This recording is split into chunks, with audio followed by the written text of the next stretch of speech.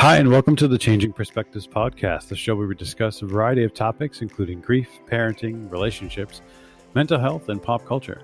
Join us and explore a number of changing perspectives. We're your hosts, Jenny and Josh Brennan, but not quite tonight, because with me today, whenever you're listening to this podcast, is special guest co-host Jacob Brennan. Hey, Jake. Hi. Welcome. Thanks for joining us. Jenny could not fit it in to record this week, but instead of not releasing an episode, we decided to have Jacob join me. He's a regular special guest co-host. Welcome to episode 83, everybody. We're coming at you guys with a pint-sized pop culture episode with my special guest, and he just happens to be a Star Wars superfan, because today we are talking about The Mandalorian Season 2. Are you excited? Yes. Yeah, The Mandalorian is so good. We have talked about Star Wars before in the show, but we decided to do a little bit of a spoiler alert, by the way, a little bit of a review of the Star Wars Easter eggs in The Mandalorian, because The Mandalorian is chock full of amazing Star Wars Easter eggs. Pretty much a Star Wars fan's dream come true, seeing all these amazing things. Before we get into that real quick, I just wanted to remind everybody to sign up for the newsletter. Go to changingperspectivesonline.com, sign up for Jenny's newsletter. She just had one come out on November 1st. We have the Wednesday Wisdom. So tomorrow, after this episode releases, if you sign up today, you get to see the Wednesday Wisdom sort of mini newsletter that comes out each week drop into your inboxes. So check that out. Sign up for the newsletter, changingperspectivesonline.com. And don't forget, folks, if you are a pet-loving family like us, then you need to give Chewy a try. Their shipping is super fast. We usually have our order the very next day. We use Chewy's Easy Auto Ship feature for our dog food, pet medicine, and pet treats. If you needed your auto ship order faster, or you need to delay your shipment, you can do so quickly via the mobile app or their website. And exclusive to Changing Perspectives fans, right now you can get 30% off your first auto ship order by clicking the link over on the Changing Perspectives Facebook page. So go check that out. It's a pinned post on the wall of the Changing Perspectives Facebook page. If you have fur babies like we do. Do we have a couple pets in this house, Jake? Just a couple, yeah. Just a couple. All right, Jacob is done with all the boring ads and stuff, so we need to jump right into the episode. Again, spoiler alert. I know we've only had 2 episodes drop so far this season, but we're super pumped about it, super excited. If you live under a rock somewhere in the desert of Tatooine, and you don't know who created The Mandalorian, that would be MCU Marvel genius Jon Favreau, and of course, a Star Wars legend, Dave Filoni. How great are Filoni and Favreau at this? Amazing. Super, super awesome. And they're doing such a great job and seriously giving us Star Wars fans so many things to be excited about. But listen, Jake, I wanted to really start off this episode, this discussion, with talking about that everyone's favorite Mandalorian character, this little green being with the big ears who resembles another famous Star Wars character. But what is that character's name, Jacob? The one in Mandalorian? Yeah. That's the child. That's the child. What is not his name? I don't want to say it. His name is not Baby Yoda. So everybody knows the child as Baby Yoda. That's what's going on around the globe. Fans are incorrectly calling the child Baby Yoda. It is a Star Wars fan pet peeve, as Jacob reminds everybody all the time. All right, so let's dive into this, Jacob, and talk about some amazing Easter eggs. We're going to start off with episode 1, and you can jump in at any point. And I'm going to have a list here that I've compiled, and you can add to it or whatever you want to do. Okay? All right. Now, we are working off one microphone, everybody, tonight. So we had a little bit of technical difficulty. So we apologize if there's a little back and forth and some echoing, but we're going to try our best. All right. So we're back on Tatooine, which is just an amazing place to start any Star Wars, anything, back on Tatooine. Actually, no, we're not quite on Tatooine yet, right? So the episode opens up and we're somewhere else. It's the planet with like the Glorians. Yes. I don't know what's called though. Do we know? I think we do. I just didn't write it down, or I didn't look it up. All right, so we have what I call a Gamorrean UFC fight, because there's like some sort of like arena or some sort of cage match between two Gamorrean guards. It's awesome. And Mandalorian goes in to enter into this fight club, for lack of a better term. And who's the door guy but a Twi'lek, which is awesome. How great is it to see just Twi'leks and Gamorreans just on television? It's amazing. Live action, because we've seen some of these, obviously lots of these characters in some of the animated series. Of course, Dave Filoni bringing us the amazing Clone Wars and my personal favorite Rebels. I like Rebels a little more than Clone Wars personally, but seeing all these characters in live action, it just doesn't get old at all. And I wanted to talk about being back in Mos Eisley. So then we quickly go to Tatooine. And, we're not going to really talk about plot points in today's pop culture episode. We're just going to talk about these Easter eggs. So we'll throw in a few things about plot points, but we're really excited about all these Easter eggs. One of the things I really enjoyed seeing are droids. Are you liking all the droids in The Mandalorian? Yeah, one of my favorites was the one in the finale, I think it was, with the bow. The lava the astromech with legs and arms. Yes. It's gotta be my favorite to see the series so far. That was so good. And speaking of astromechs, we see R5 from A New Hope in Mos Eisley hanging out with Peli Motto, who's played by Amy Sedaris. She's the mechanic that helps out the Mandalorian fix the Razor Crest multiple times, actually. But R5 from A New Hope is hanging out, helping her do her job, and he actually does the projection of the map, right, for Mando to find Mos Pelgo. Yeah, exactly. What else do we? So we get to Mos Pelgo, which I wasn't really familiar with Mos Pelgo, but I know that I think it's either part of a former video game or it's in some of the novels. Do you know anything about Mos Pelgo? I do not. No. Yeah, I'm not entirely sure either. But who do we see tending bar in Mos Pelgo? Very similar to the cantina from Mos Eisley. That's the way it looks. But we see a Weequay. And if you guys don't know what a Weequay is, another character that we saw in, not a specific character, but a species, an alien species that we've seen in other Star Wars films or TV shows or whatnot. And we see a Weequay on Jabba's barge in Return of the Jedi, correct? Yeah, my favorite one of them. Favorite movie. He was it was a guard, one of Jabba's minions. He was with Han and Luke when they were executing them on the floating ship. When Boba Fett died. Yes, died. Oh, fell into a Sarlacc pit. Okay, we'll talk about that in a few minutes. But I like the feeling of Mos Pelgo. I like the whole Western feel of being in sort of like a desert town. And of course, we have Timothy Olyphant playing Cobb Vanth, who his character is from a Star Wars novel. I don't recall the name of it, but very cool to see Cobb Vanth. And what I like about Mandalorian is we don't see a lot of new creative elements, right? We have these elements that are from the Star Wars universe, whether that be from a novel, a video game, an animated series. It's just one big Star Wars universe, and it's really, really excellent.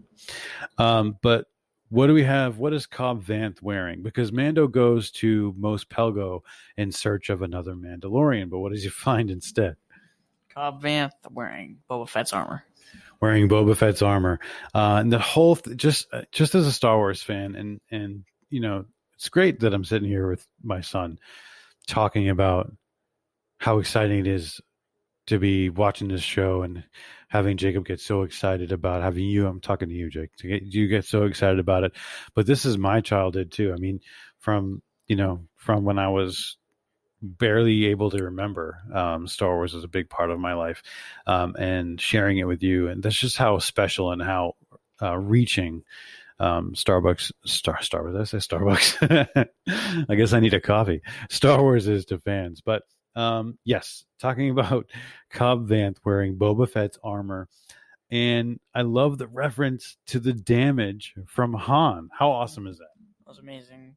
The Han shooting jetpack at the end of beginning of Jedi. Yes. And Cobb Vanth saying, make sure you tell him I didn't put that there, or I didn't break that, which is great. I like also the backstory of Cobb Vanth, and we see a lot of Easter eggs all throughout that backstory where they start talking about like what happened after the Death Star 2 exploded and how it's like the post-Empire life on Tatooine. Seeing, the falling out basically, and what different parts of the galaxy, how the fall of the Empire affected different parts of the galaxy is what I'm trying to say. All right, what is so awesome about Cobb Vanth's speeder bike? It is a pod racer engine. Yes. But whose pod racer engine? Is it Anakin's? I think it's Anakin's. It certainly looks a lot like Anakin's pod racer from Episode 1 of Phantom Menace. Look that up. Are you looking that up right now? Look that up, because I think that's what it is. Yes. So Mando and Cobb Vanth head out on a quest to basically kill a crate dragon, which we're going to talk about that in a second. It is Anakin's pod? Uh-huh. That's awesome. Can you have an image? Let me see. Jacob is Googling in real time. Oh, that's absolutely Anakin's pod racer engine. So awesome. So on their way, so they need to strike a deal because Mandalorian wants the Boba Fett Mando armor. And Cobb Vanth's like, yo, I'll give this to you, but you need to help me kill this crate dragon because this crate dragon is going to kill our entire town. And Mando's like, okay, sure. And so they go on this quest and they bump into Tusken Raiders. Yes. How much do you love that there's like this expanded story of Tusken Raiders in The Mandalorian? I mean, they were very like supposed to be frowned upon in the original trilogy. Like, are they bringing them more justice in this? Yeah, absolutely. And I like seeing, their backstory, just how much of their culture we get to see. And obviously people love the Sand People or Tusken Raiders from A New Hope. But we get to see them in such a new light here in season 1 of The Mandalorian and now in season 2. And they're a big part of this episode 1 storyline. But with Tusken Raiders comes Banthas, and I love seeing Banthas because it's just part of the Star Wars lore, and we saw Banthas, big sort of woolly mammoth elephant looking things from A New Hope. But what does Obi-Wan, Ben Kenobi, say about the Tusken Raiders in A New Hope? That they travel in a line. They travel in single file, so what? To look like they have less numbers. Yes. And what do they do in episode 1 of season 2 of Mandalorian? What are they doing? They're traveling in a line. I love Jon Favreau and Dave Filoni. They are putting the Sand People, the Tusken Raiders, in a single line, just like Ben Kenobi said. It makes me so happy. And we just talked about us being a pet-loving family, and we have a special place in our hearts. We have 3 pit bulls in this house, and it looks like the Tusken Raiders also have a need for Chewy.com because they have a bunch of dogs, and the Mandalorian loves them, but we've seen them before. We've seen the Sand People's dogs before. They're called Mastiffs, officially the name of the creature in the series, called Mastiffs. They sort of a nasty looking dog, but they're pretty cute. But we saw them in Attack of the Clones. Do you remember this, Jake? Look that up, because I admittedly I recognized the dogs before. I knew I've seen them before, but I don't remember seeing them in Attack of the Clones. But But yeah, it sounds like they were. Did you get confirmation about that? The one like from in the attack. It was Attack Clones. Yes, and Attack of the Clones. When like they're Obi-Wan, Padme, and Anakin are all locked up there, and one of the animals comes out. Was that a Mastiff? I don't think it was. I think it was somewhere else in that. That's what I first thought of, but I think it was somewhere else in Attack of the Clones. Looked it up. So yeah, Jacob's going to do some real time Googling for us on that, but I think that is the case. Okay, next Easter egg, the crate dragon itself. Such a cool creature. Just a great CGI. Just a excellent whole sequence from when they were trying to take it down and it didn't, and then it spit like this like poison, like sort of yeah, that's not what it looks like. Man, what are you talking about? Man? Look it up. Mastiffs from Star Wars. Anyway, back to the crate dragon. Do you know where else we've seen a crate dragon? We've never seen it live action. We've never seen it alive. Do you remember? Do you know where we've seen it before? No. When C-3PO is walking through the desert in Tatooine in New Hope, he walks by that big, gigantic skeleton. That's a crate dragon. Isn't that amazing? Like so some of these things, there's so many Easter eggs. It's almost impossible for someone, even big Star Wars fans like us. It's almost impossible for us to catch everything. And that's why I like reading a lot of these sort of recap articles and YouTube videos and stuff. Yeah, that's a Mastiff. Oh, yeah, I don't remember seeing that in the movie, but I recognize that scene. You recognize that scene? Yeah, this is the scene where Anakin kills all the same people. Oh, yes. That's what it is. Yep. When he has that, when Hayden Christensen gives that impassioned speech. I killed him. All right. Finally, oh no, the Sarlacc pit reference. Yes.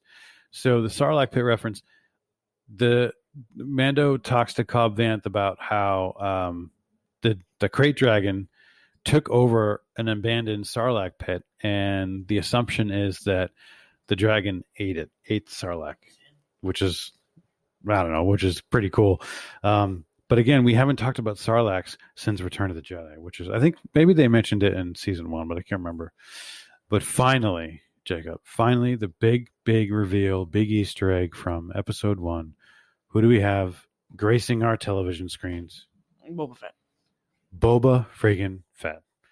How exciting is that? I mean, do we jump up and down, you and me? I think so. I did when we saw that. Yeah, yes, of course. Yes. Played by Tamura Morrison from Attack of the Clones. Actually, that's where we find Jango Fett first. Yes, he plays Jango Fett. Yes, he plays Jango Fett, who... Wasn't he also the voice of the clones in the Clone Wars series, or was it someone else? That is a question that I don't know the answer to. Jacob's going to look that up in real time, though. But yes, Tamura Morrison played Jango Fett in Attack of the Clones, episode 2. He was a clone, and he wanted his own son. And his son became Boba Fett. So it was a clone that was not exactly an exact clone. The aliens on, oh my God, I don't remember the name of that planet, or the aliens in his planet where the clones are made. I don't know. Like that watery planet. Yeah, forget it. So anyway, we have Boba Fett, whose dad is Jango Fett, played by Tamura Morrison in Attack of the Clones, and he's returning as Boba Fett, which is so exciting. This was teased a little bit, I think at the end of when season 1 wrapped or whatever. At some point I saw that there might be a possibility of a Boba Fett return. We see his armor. Cobb Vanth tells Mandalorian that he bought it off Jawas, and Jawas picked it up somewhere. And then we're led to believe, so was a dead Boba Fett in the armor? Or did Boba Fett live and his armor was found somewhere else? Did he sell his armor for food and something from the Jawas? Who knows? Who knows that backstory? But we do know that Boba Fett is alive, and it's very exciting. What do you signaling me for? It was D. Bradley Baker, who I believe also voiced some other characters in the Clone Wars, but I cannot find. D. Bradley voiced somebody in episode 2. Actually, I think D. Bradley voiced the frog lady alien, Really? the passenger. Yes, look that up. All right, let's move on. This is going to be just a quick episode of Pint Size, so we have to quickly go through episode 2. All right, so we're back, Jacob. We're back in Tatooine, and Mandalorian is in search of more Mandalorians, and he's doing some digging and investigation, and we discovered that there is somebody that knows the location of Mandalorian, and Amy Sedaris' character connects Mandalorian with this frog lady, who I actually don't even know the character's name, but she has to go to Trask, the planet of Trask, with her eggs, her spawn, trying to save her species, teaming up with her husband. And she's going to give Mandalorian in return information about where to find other Mandalorians, right? Yes. Yes. And so, but the caveat is we can't do hyperspace. We can't go in hyperspeed because the eggs will disintegrate or whatever. And lo and behold, we have the format for the episode. But one of the most fun, exciting things about episode 2 is the Easter egg in the cantina in Mos Eisley. Where does this conversation happen about where Mandalorian needs to go? Huh. Where does the conversation in the cantina happen? Oh, in Han and Greedo's booth. Han and Greedo's booth. We are back in the famous or infamous booth in Mos Eisley Cantina where Han and Greedo had their fateful interaction. So that's great to see. We also have the return of X-Wings in this episode. The amazing Rebel now the new alliance. What's it called now? I don't know. I know it's somewhere. They reference like the name of it in the sequels. Yes, that's Resistance. No, that's going against the New Order, right? The First Order. But what is it? We have to look it up. I feel like I'm letting everybody down. I have to look that up. Anyway, we have X-Wings who were formerly part of the Rebel Alliance. And we have a cameo once again by the master himself, Dave Filoni, as one of the X-Wing pilots. Very cool episode. I liked episode 1 a little better than episode 2. Yeah, but it was a good episode. And we have some fun moments with the child where he's trying to eat the eggs of the frog lady. He's got a thing for eggs. I don't know what it is.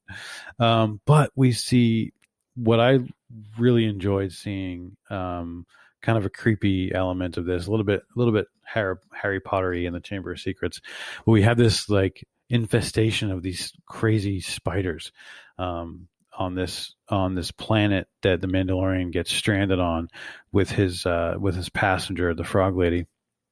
And these spiders look a heck of a lot like spiders from Rebels. And those are called Krinka spiders.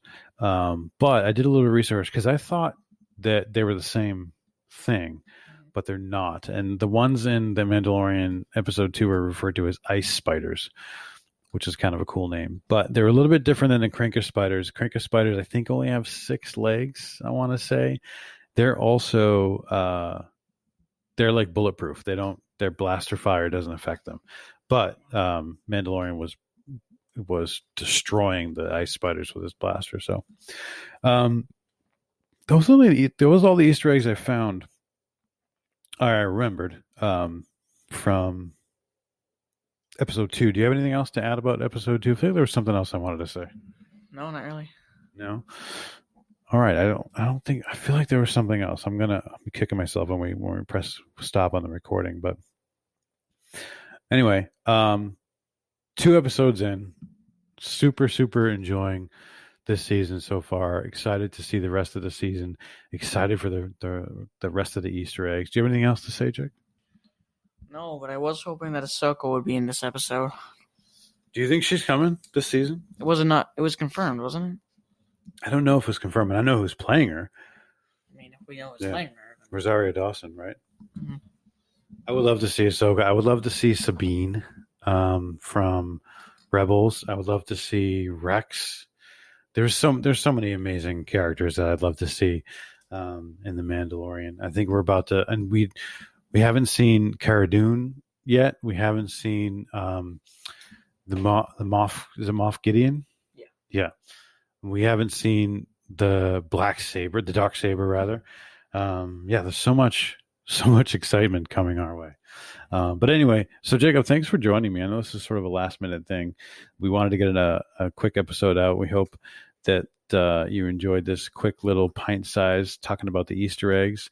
If you found any other Easter eggs that we didn't talk about, let us know. Go to Disney Bird Studios on Facebook or Changing Perspectives and check out those sites and let us know. Drop a little note on the wall of the Facebook page and let us know what else you found. Anything else to add, Jake? No. All right. Thanks for joining us. Well, that is going to do it for today. Thank you so much for listening. For today's show notes links, you can go to Disney Plus and watch Mandalorian. That's all I have to say about that. Please follow us on Facebook, everybody, at Changing Perspectives Podcast, and on Instagram at Changing Perspectives Blog. You can send us an email to info@changingperspectivesonline.com. You can also visit our website by going to changingperspectivesonline.com. And while you're there, don't forget to visit the shop to check out all that great Changing Perspectives merchandise. Go ahead and subscribe to the show so you'll never miss an episode, and we will see you next time. Say bye, Jacob. Bye, Jacob.